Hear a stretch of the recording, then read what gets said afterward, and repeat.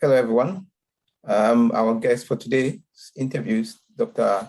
Bernard Pimpon, an academic within the Department of Organizational Behavior and Human Resource Management within the Business School of Southampton University.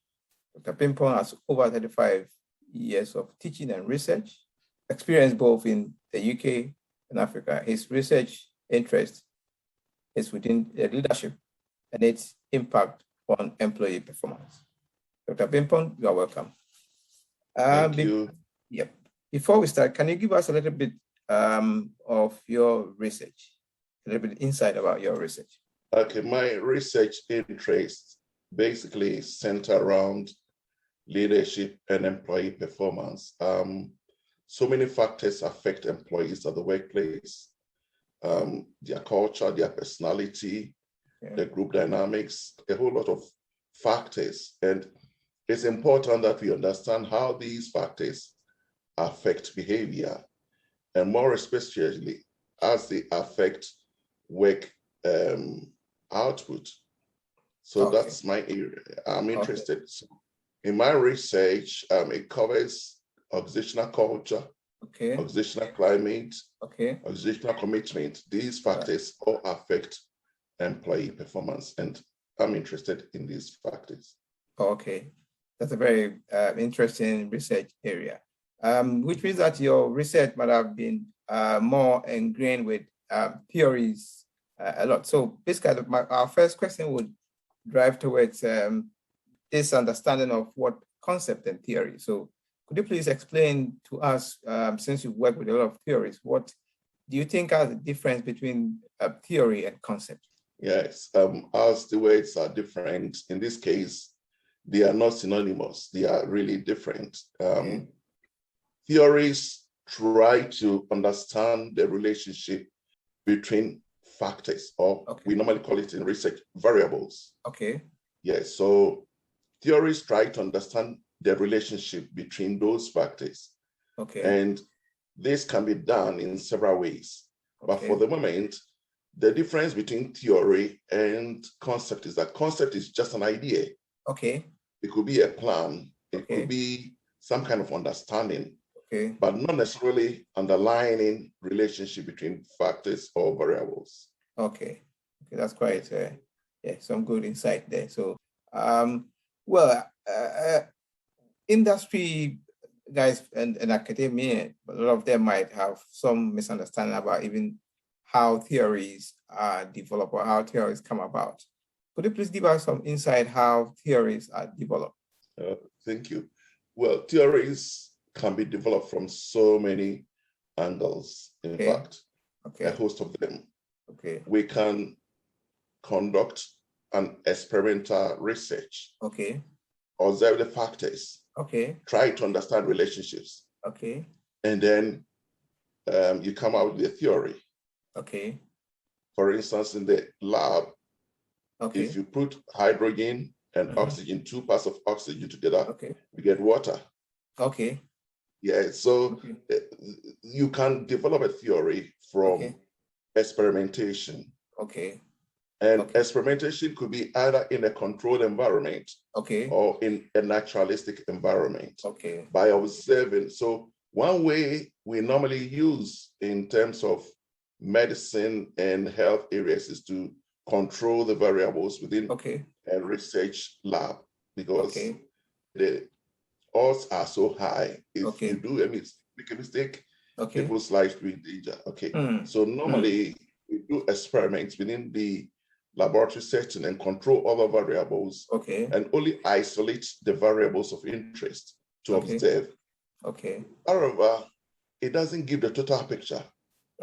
So there's another way of conducting research, which is the naturalistic research, which means that you need to be a passive observer within the environment in which the activities take place. And if you watch National Geographic, it's an example of a naturalistic observation where cameras are put there to study animal life and behavior. We can also develop theories from surveys. You conduct a survey.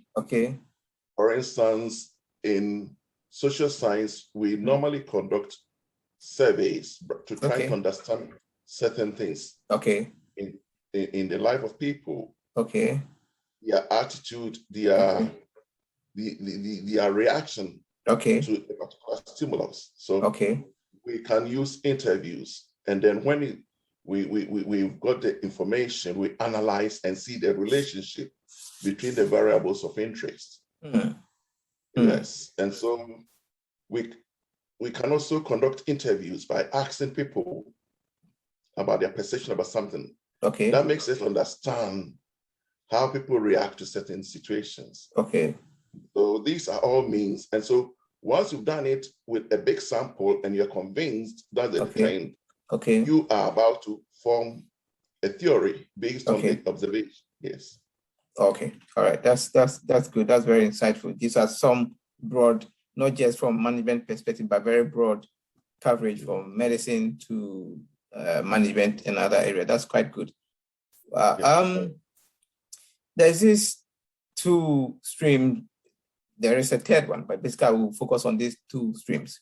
We know inductive research aims at developing theories, whilst deductive research aims at test assessing theories.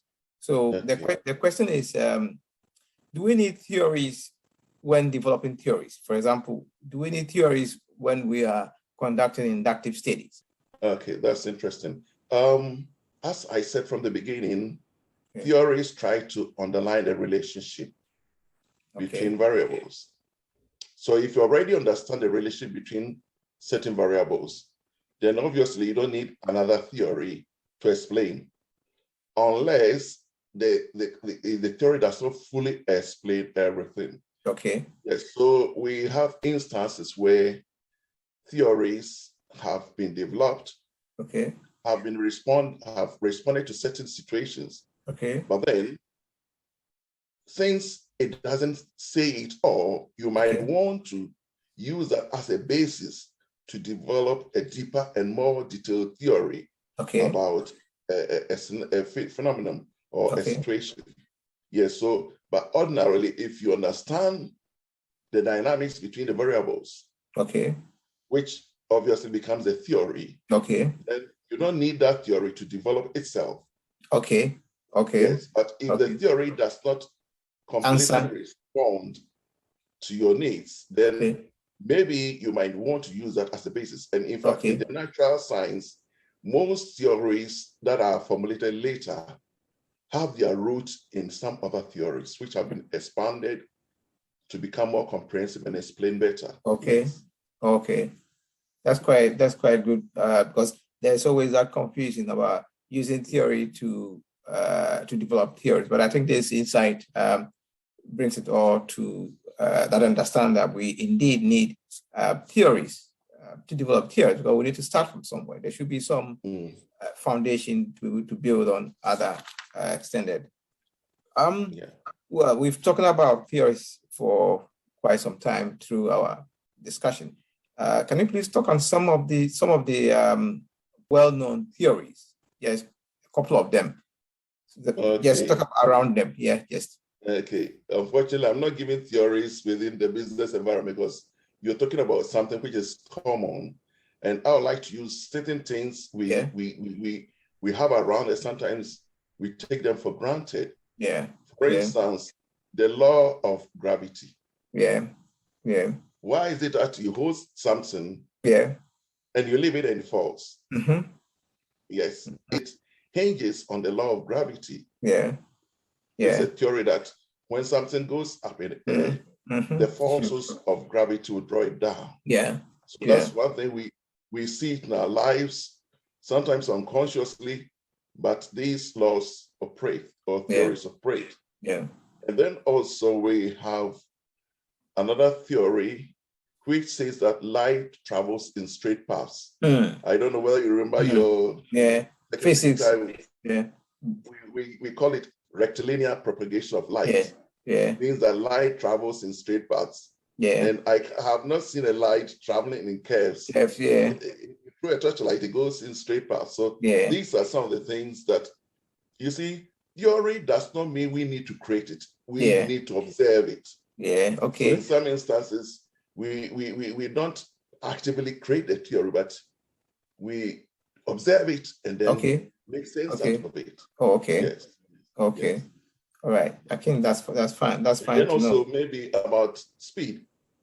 Okay. And this is more mathematical. Speed is calculated by the relationship between time and distance. If you have 100 meters and you can do it in 5 minutes, and then the same person is another person has that 100 meters and can do it in 10 minutes. Obviously, the one who does it in 5 minutes does it.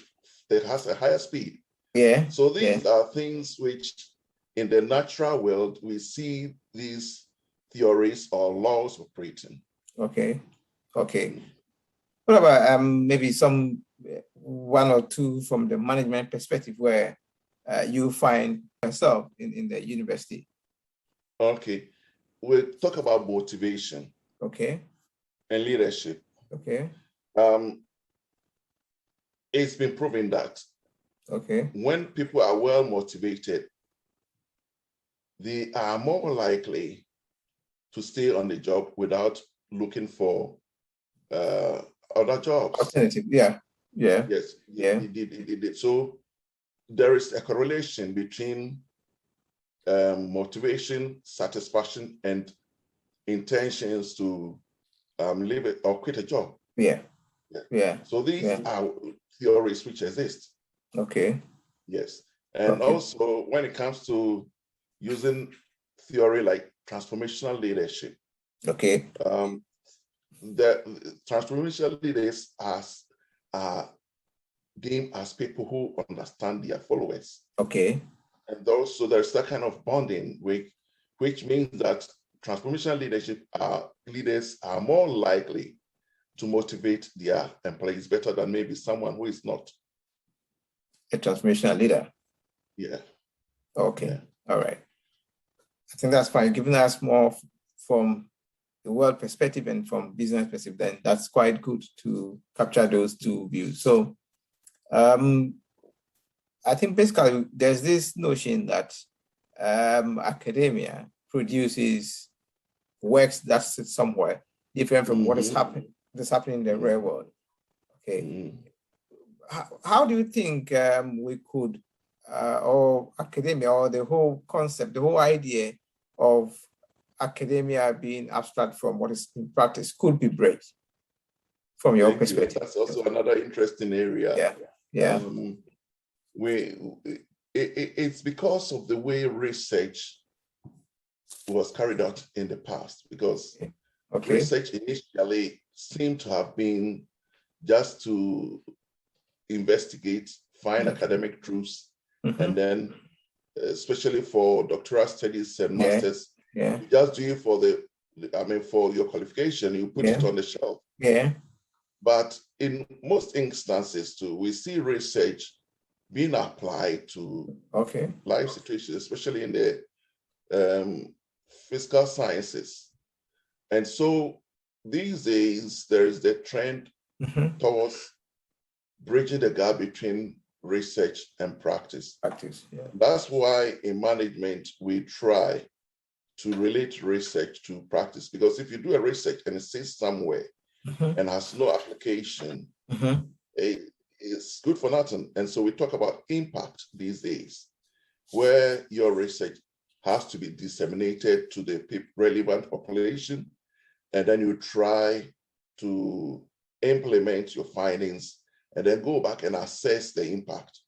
So what academia should be doing is we should always make sure that our research is published, one thing, and then also disseminated to the relevant community.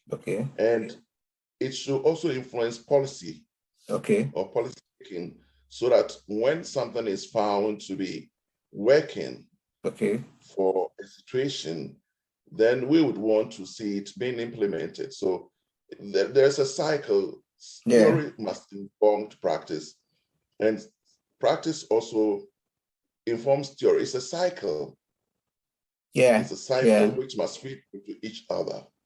So this is an interesting question. And I think moving forward, there are a lot of efforts to bridge the gap between theory and practice. Indeed, it's a cycle, because we need input from the practitioners into our research, and then it goes back, the output goes back to practitioners, and they use those research and they get some information. And so indeed it's a cycle, and that cycle needs to be a little bit tighter so we can keep both sides working together. All right, so we have been interviewing or talking to Dr. Pimpon, a seasoned academic with over 35 years of teaching research in the UK and Africa, presently working with the University of Southampton with the Department of Organizational Behavior and Human Resource. I am Dr. Simonof Sapon. Dr. Pimpon, thank you very much. Thank you very much for your time. Thank you very much. Thank you for having me. Bye. Bye-bye. Bye.